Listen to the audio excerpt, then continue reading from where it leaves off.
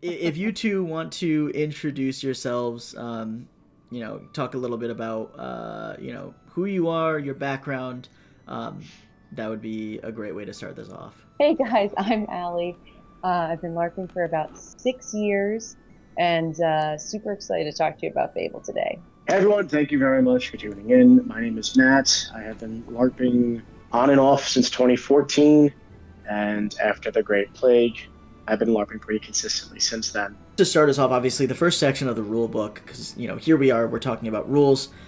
We really want to get players acquainted with the rules, feel comfortable with the rules, and understand that, there were real people behind those choices, people that are going to listen, and people that are invested in those players. We really start out, pretty basic with the calls. Most people that have been to similar LARPs, especially in the same realm with the same kind of like LARP family, will definitely recognize the "Oh Mother," the out of game fingers, looking down, things like that. We do urge players not familiar with those to absolutely read up on those calls. Those are very, very important. It's like the skeleton that the LARP was built off of. But I did notice something fun and new, at least for me personally, and that was "Hear Me Now."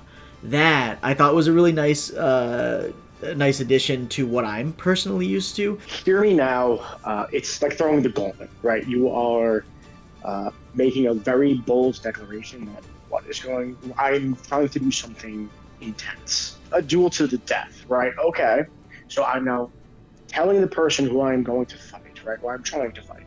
Hear me now. This is a duel to the death. And if they were up for it, awesome. But it doesn't have to be confrontational in that sense. It can be like two alchemists working on a potion, and one of them, right, is about to add an ingredient. And they look over, hear me now. I believe that this ingredient might make this potion incredibly volatile.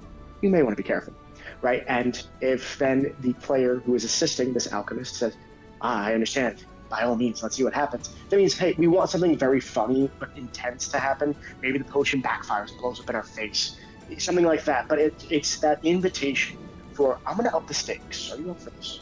Those other calls, such as Oh Mother and EMT that you mentioned, are so important to have a standard because it's a safety standard.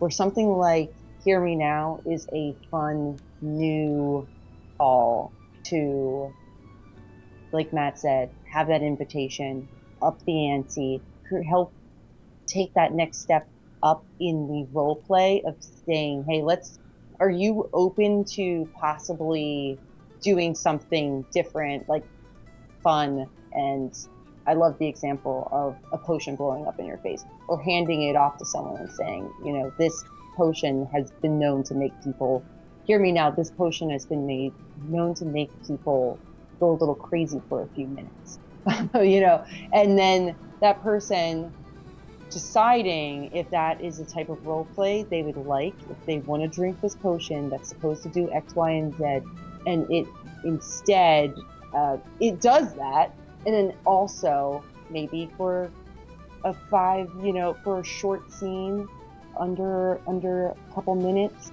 that they are crazy or they're talking nonsense, then that's great. They can then accept that challenge. Very, very exciting to see that we can have very specifically not scripted but formatted invitations. Now moving on to player creation. Obviously we will most likely have something going on talking about the cultures themselves individually. There are so many diverse cultures to choose from. You've got the Darkmire courts, you've got liberated cities, beautiful things to look through. I definitely urge the players to go through those when they have the time, because it's going to be very integral to your character, how they dress, how they act, where they come from, their history.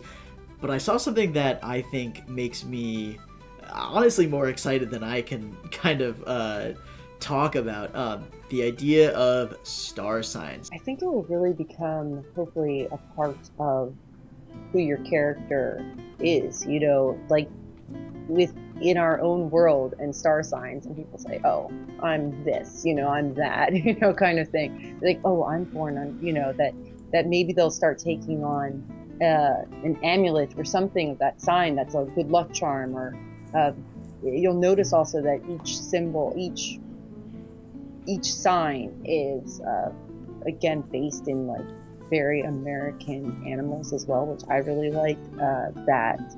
That's something again that we're trying to make this festival unique to where we are, especially historically speaking.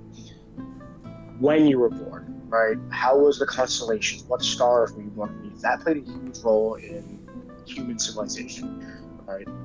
Regardless of where in the world. But keep it grounded in America, like Ali said. We're using kind of Americana verbiage. Armadillo, rattlesnake, the canyon, right? You think Canyon, you think Grand Canyon. You're not going to think anywhere else in the world.